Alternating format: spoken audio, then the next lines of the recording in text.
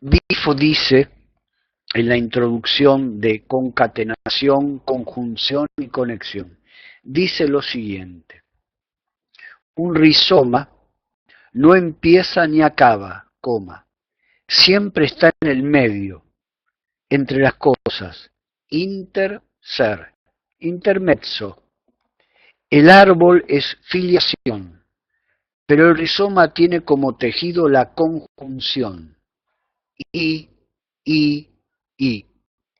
En esta conjunción hay fuerza suficiente para sacudir y desenraizar el verbo ser, y para instaurar una lógica de la Y conectiva, derribar la ontología, destruir el fundamento, anular fin y comienzo. Es una cita de Gilles Deleuze y Félix Guattari de el último texto que escribieron, uno de los últimos textos que escribieron juntos, 1000 mesetas, capitalismo y esquizofrenia. Me parece que corresponde reiterarles la cita. Un rizoma no empieza ni acaba, siempre está en el medio, entre las cosas, ser, intermezzo. El árbol es filiación, pero el rizoma tiene como tejido la conjunción, y. En esta conjunción hay fuerza suficiente para sacudir y desenraizar el verbo ser, y para instaurar una lógica de la Y, derribar la ontología, destruir el fundamento, anular fin y comienzo. Yo quisiera rescatar algunas cuestiones de esta cita respecto de la práctica analítica y de la práctica común y corriente de las subjetividades. Las cosas no empiezan ni acaban, siempre están en el medio. Un rizoma no empieza ni acaba, con lo cual un analista no tiene que preguntarse e interrogar y llevar las cosas a dónde comenzó tal cuestión, porque una vez que se mete en dónde comenzó tal cuestión, está obligado a formular entonces, ahora vamos a llegar al momento en que se acaba esa cuestión. El rizoma, que es una especie de un nudo Borromeo, no está ni antes ni después, está siempre en el medio, articula cosas.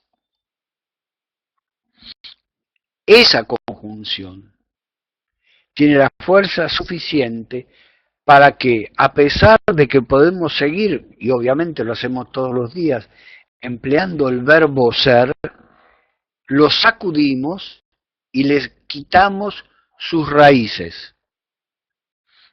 Destruimos la ontología, el ser del ser,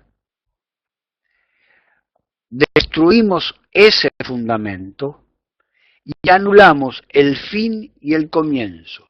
La cuestión es estar en el intermezzo, en el interser, en la articulación entre cosas. Me pareció que, como dice Bifo, debemos, bueno, por lo menos yo saludo, que en un rizoma no hay principio ni fin. Las artes, dice Bifo, en el siglo XX favorecieron el registro de la utopía bajo diversas formas. La utopía radical del futurismo y el surrealismo, y la utopía funcional de la Bauhaus. Es muy importante esta ubicación porque podemos coincidir en que es en el siglo XX en que Freud inventa el psicoanálisis, y se puede decir que es también en el siglo XX en que Lacan despliega su versión del análisis. Entonces, las artes nos permiten ver que en el siglo XX favorecieron el registro de la utopía bajo diversas formas. La utopía radical del futurismo y el surrealismo y la utopía funcional de la Bauhaus.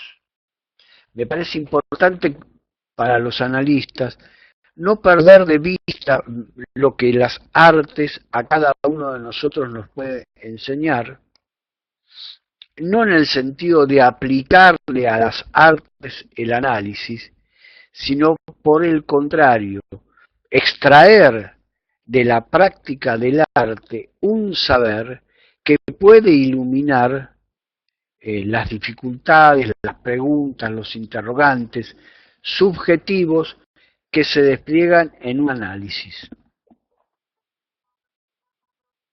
Ustedes saben que el día de hoy las artes despliegan, en la medida que pueden, un intento de salir de la cooptación que el actual sistema del semiocapitalismo, como lo llama Bifford de manera más que pertinente, quiere tenderle a las artes para absorberlas en su seno, y por el momento las artes a su manera resisten esa incorporación, resisten ser incorporadas al sistema del semiocapitalismo, que es por primera vez, como ya lo reiteramos en otro momento, hoy día el único sistema social que rige por primera vez en la historia de la humanidad, o de lo que queda de humanidad, en el conjunto del mundo humano. Es la primera vez que ocurre esto en la historia, aunque se realice de formas diversas. Entonces, reitero, las artes en el siglo XX favorecieron el registro de utopía bajo diversas formas. La utopía radical del futurismo, no sé, piensen ustedes, voy a exagerar, cuando Freud proponía que el fin del análisis era sortear o llegar a la roca de la castración en el hombre y desplegar y resolver la envidia del pene en la mujer. Eran operaciones futuras que Freud le atribuyó como posible de obtener en el futuro de cada análisis. La utopía radical del futurismo y del surrealismo. Lacan no fue ajeno al surrealismo, el surrealismo no fue ajeno a la invención lacaniana de la subversión. Y también está la utopía funcional de la Bauhaus, este movimiento, entre otras cosas, arquitectónico y de diseño del siglo XX.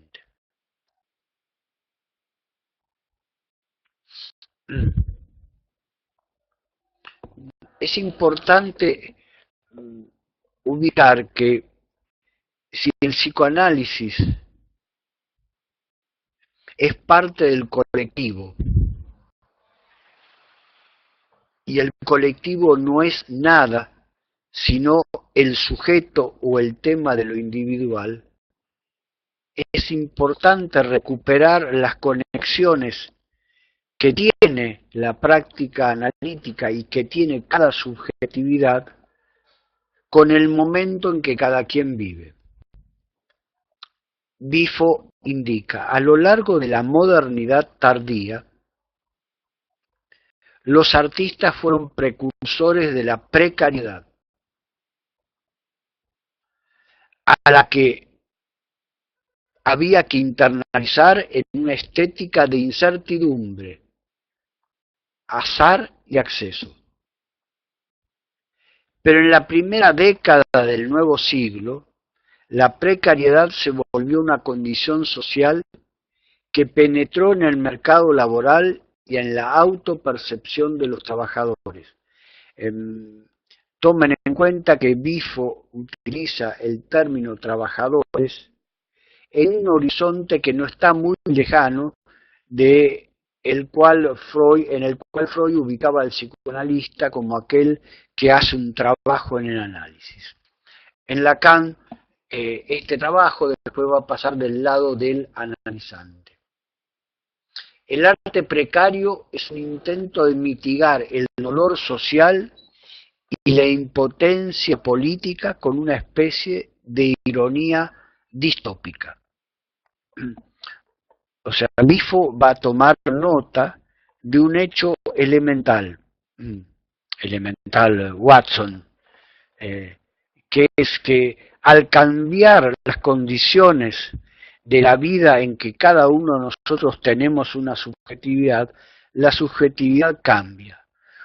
Uno de los aspectos de la modernidad tardía fue que los artistas comenzaron a mostrar, a señalar, fueron precursores de un tema del cual incluso Freud habla, que es el tema de la precariedad. Es un tema que en general, por ejemplo, el reciente sismo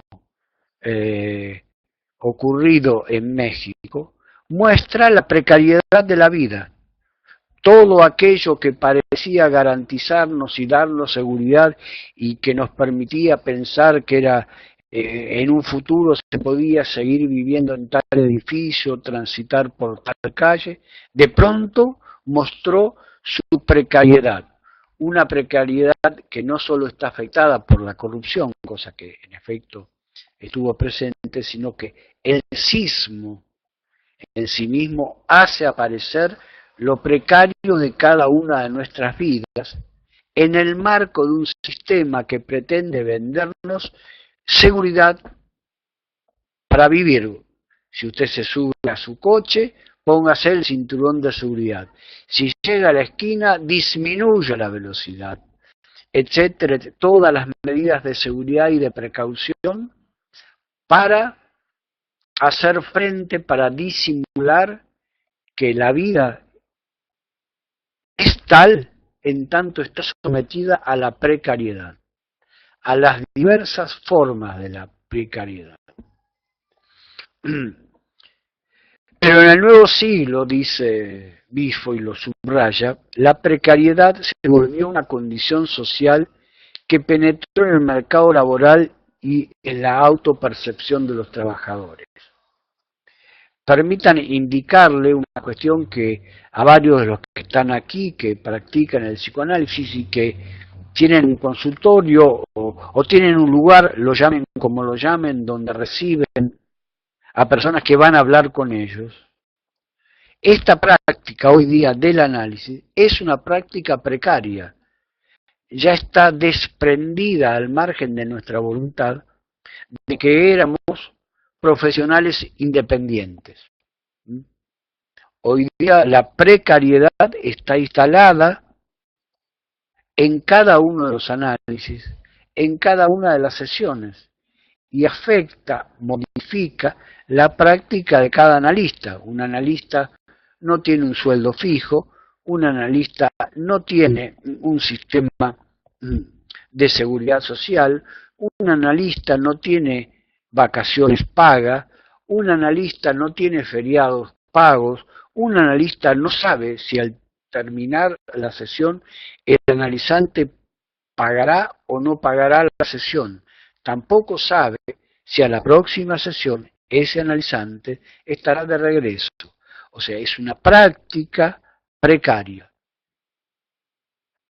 Creo que este tejido de la práctica precaria es lo que trata de mitigar, de sostener y, por qué no, de ocultar las prácticas institucionales, en particular en el medio analítico, prácticas que suelen ser bastante autoritarias como toda normalidad.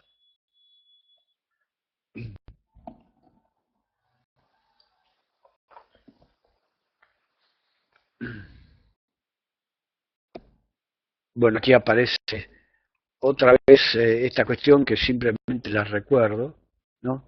Un rizoma no empieza ni acaba, siempre está en medio, entre cosas, interser, intermezzo. El árbol es filiación, pero el rizoma tiene como tejido la conjunción y. En esta conjunción hay fuerza suficiente para sacudir y descentralizar el verbo ser y para instaurar una lógica de la I, derribar la ontología, destruir el fundamento, anular el fin o el comienzo. En concreto, con la lógica conjuntiva podemos hacer frente a la precariedad constitutiva. La precariedad constitutiva no puede ser abordada, no puede ser, entre comillas, resuelta, no puede ser vivida si no es en la conjunción con otros.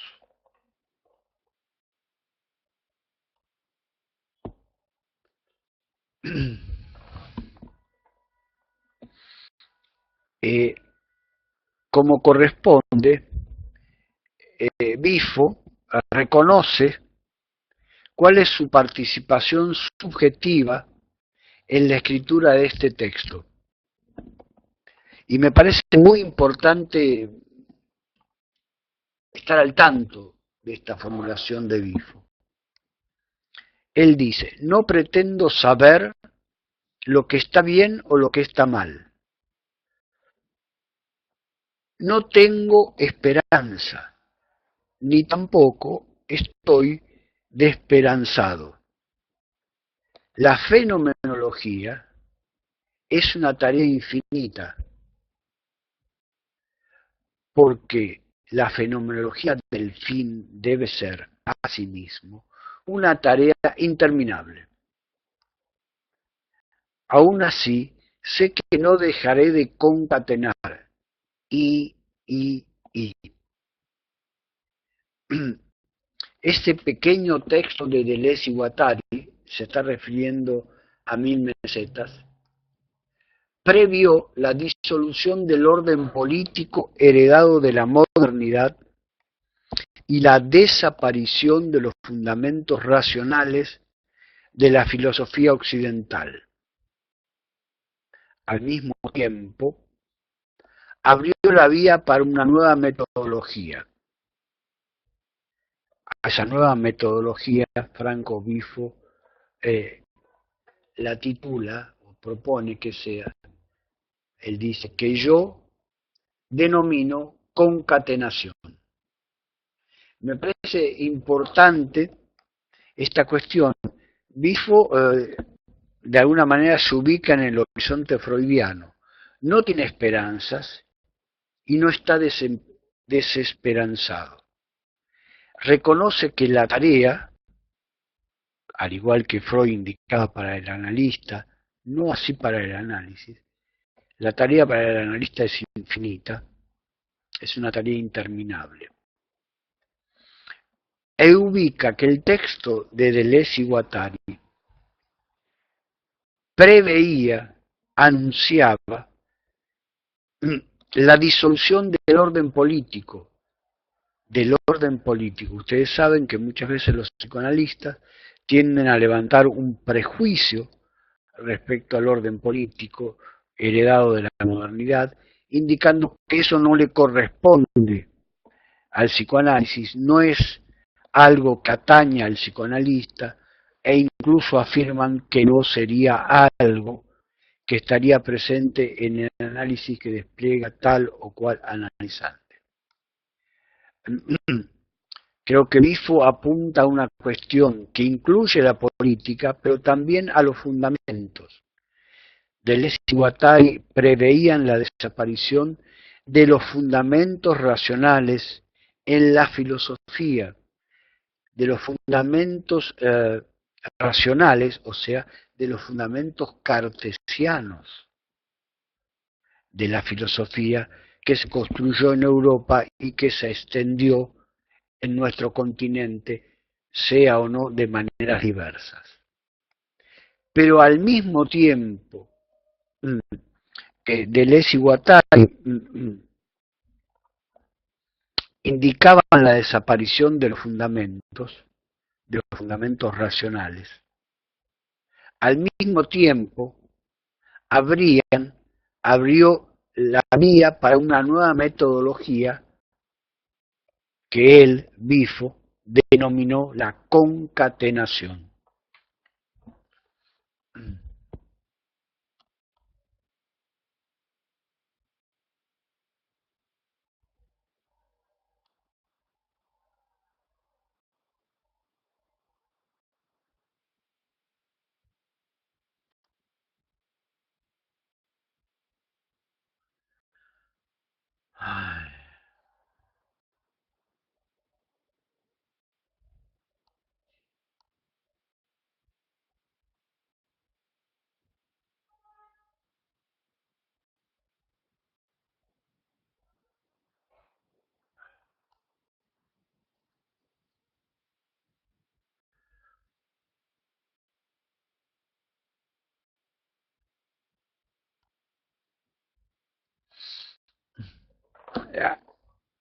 Aquí arribamos a un momento interesante, fértil, polémico, de los horizontes que Franco Bifo intenta abrir. Dice, considero que la transición de la infoesfera alfabética hacia la infoesfera digital refleja un desplazamiento del modelo cognitivo de concatenación conjuntiva hacia un modelo de concatenación conectiva.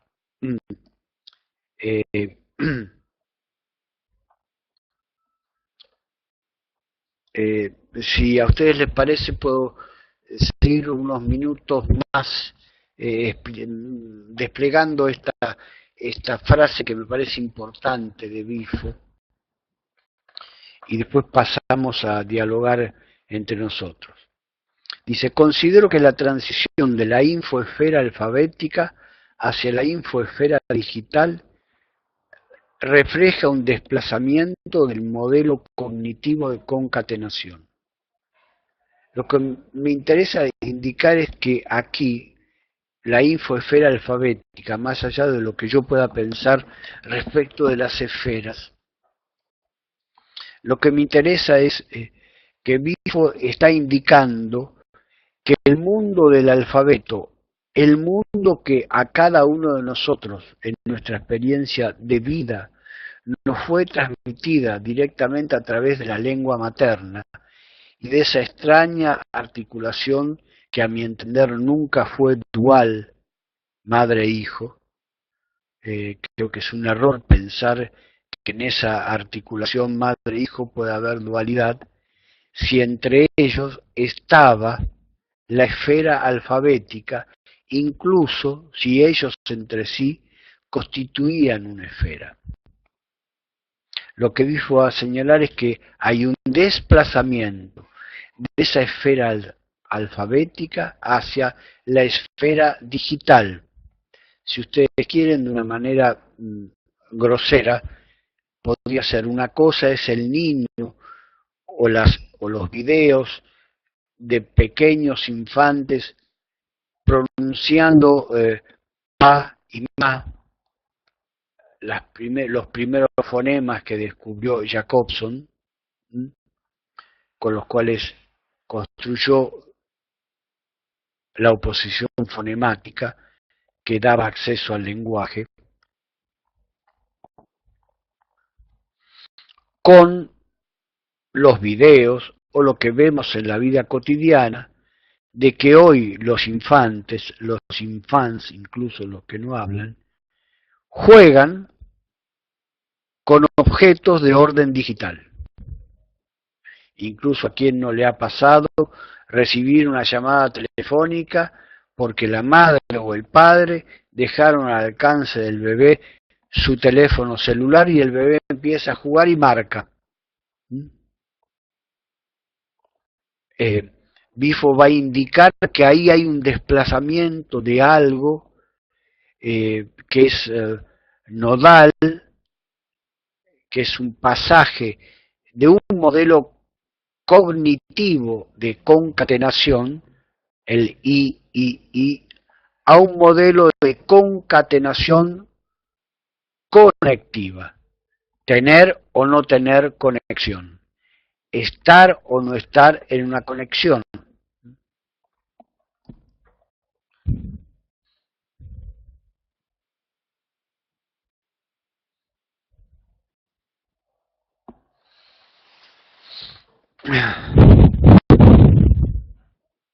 Bifo propone lo siguiente: investigar este contexto, este pasaje de lo alfabético a la concatenación conectiva, me permitirá, dice él, describir la composición, los conflictos y la coevolución de los diferentes regímenes psicoculturales que se acercan unos a otros, condicionan y se entrelazan en el proceso de globalización.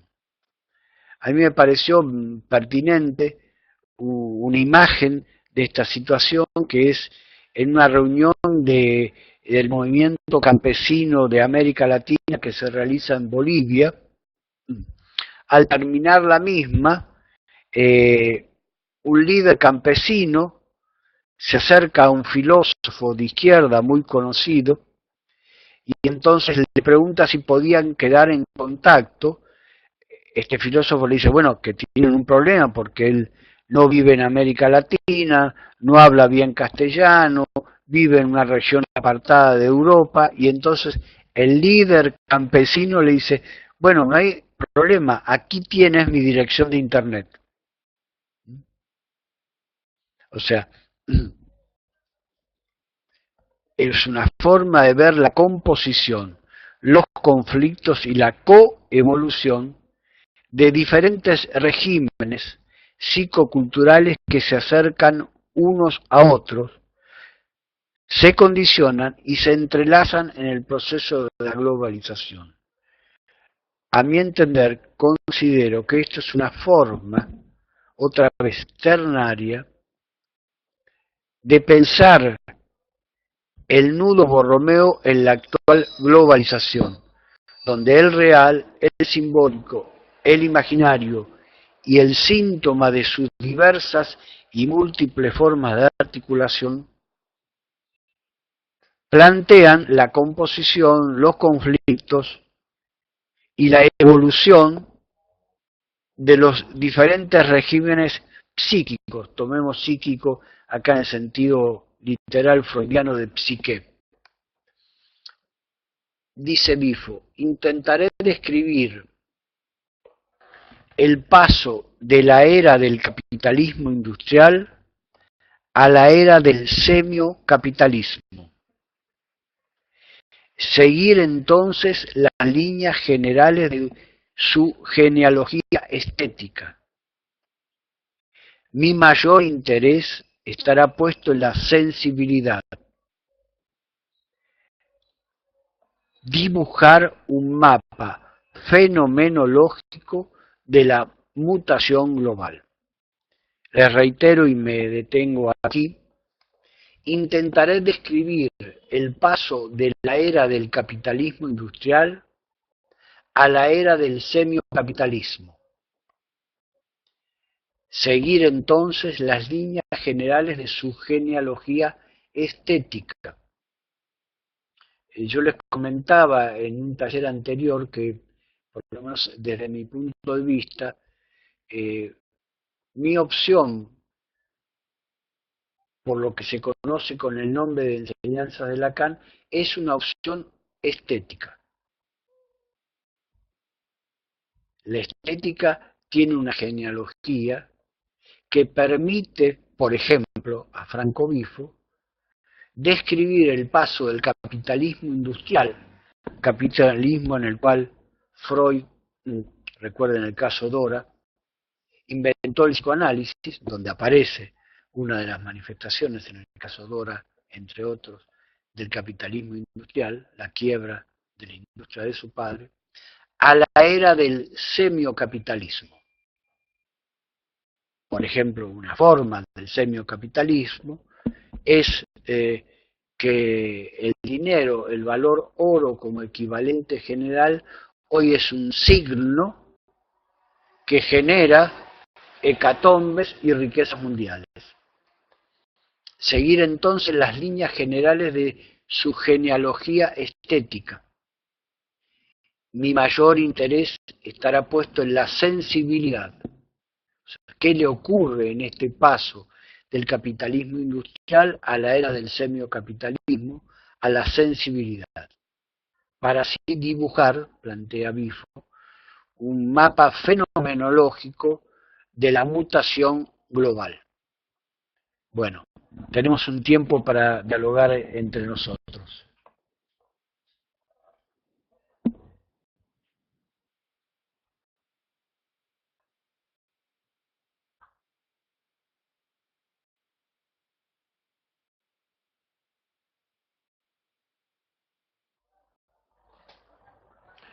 Como suele ocurrir, no se aboracen tan rápido en sus cuestiones. Adelante, tenemos un tiempo para dialogar sobre esto que intentó ser una apertura de lo de Bifo. Traten de hacer formulaciones más desplegadas, porque por ejemplo Jacibe acaba de escribir, dice, disculpa de Querétaro que no pueden conectarse, no sé, que vean. Tuvieron toda la semana para hacer las pruebas, Pati. No puede ser que lo intenten el último día, ¿no?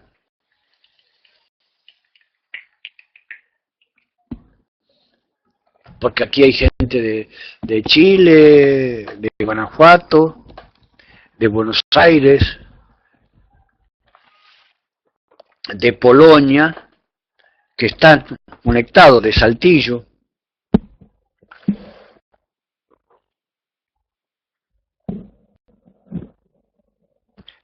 Alicia, Alma Patricia, hola, ¿qué tal? Pero me parece interesante esta referencia a César González.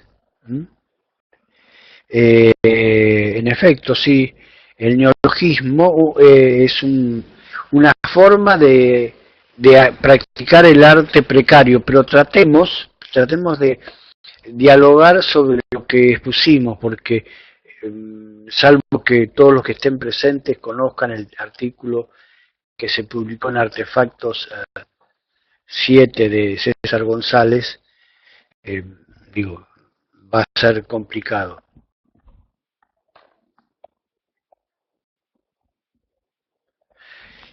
Bueno, Concepción, se envía una contraseña y usted pretende entrar con la suya, cuando quedaba claro que se cambió la contraseña. Bueno, lo importante, Concepción, es que usted logró entrar, ¿no? Lo que digo es que desde el miércoles hasta el viernes, durante las 24 horas del miércoles, del jueves y 12 horas del viernes había posibilidad de entrar y verificar.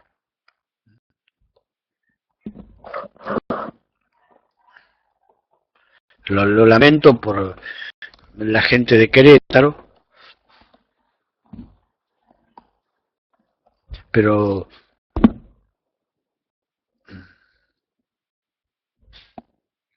no es una zona de conexión, no es de indiferencia, Patricia. Por ejemplo, si, Alma Patricia, si tomamos tu referencia a los neologismos de César González, es algo así como César González rescataría el lunfardo porteño, el lunfardo de las villas miserias, el lunfardo de la cárcel, el lenguaje de Tepito en México.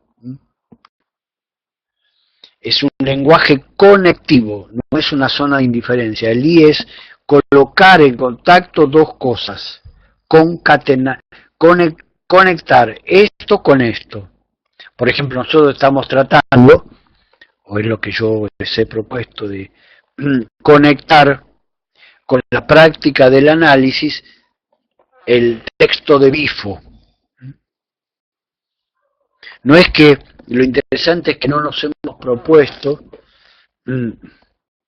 hacerlo desde una concatenación previa.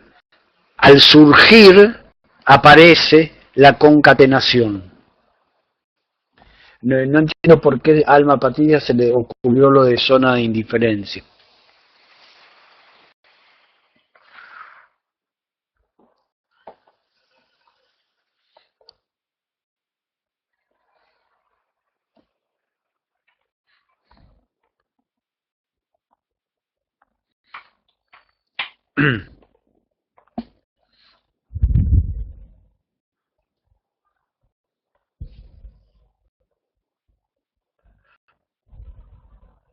Sí, pero no estamos hablando de Agamben. Disculpen, yo quiero ser preciso. eh, Estamos hablando de Bifo, si no se nos aparecen cuestiones que no son las que estamos viendo, ¿no? Me parece bien hablar de Agamben, pero entonces hagamos un taller sobre Agamben.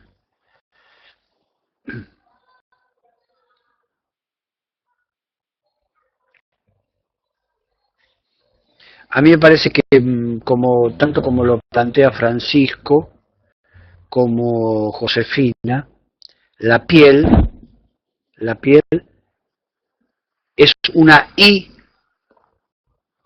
que articula, no, como dice Josefina, los 3 o 4 registros del análisis, pero articula a cada uno de nosotros con el colectivo en el cual vivimos.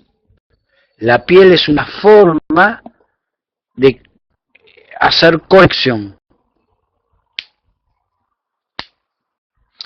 Sí, como dice Javier, Bifo va a poner el acento en el que se ha producido un desplazamiento.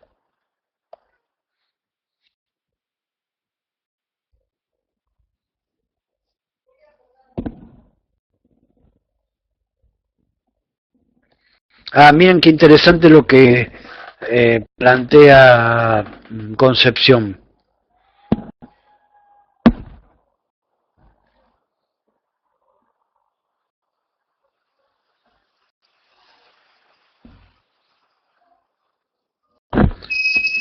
Eh, eh, Antes de retomar los planteos de Patricia Garrido y de Concepción y este último de Alma Patricia, tomemos un breve tiempo para leer esto que acabo de poner acá arriba. La emoción es una concatenación de cosas, eventos y percepciones inconexas.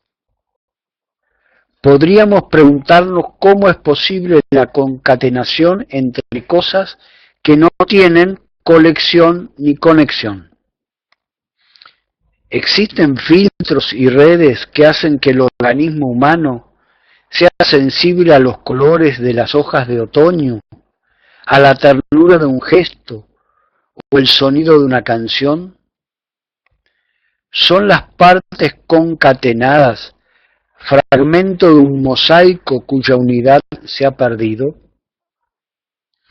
¿O deberíamos evitar presuponer un diseño preexistente en donde los segmentos están integrados y poseen un sentido para cerrar un sentido, ¿no? Y cerrar ahí la interrogación?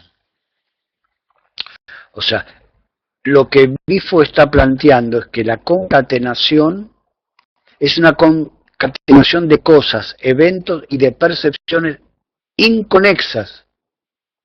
Y entonces se pregunta, ¿cómo es posible la concatenación entre cosas que no tienen colección ni conexión?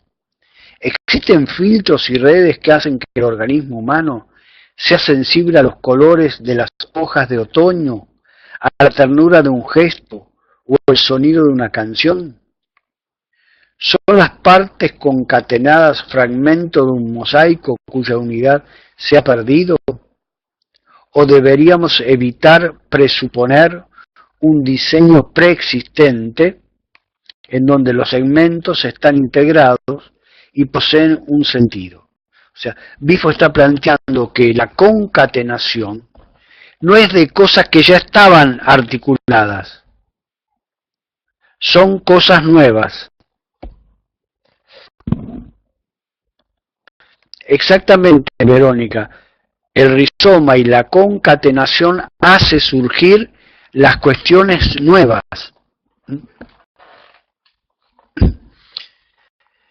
Eh,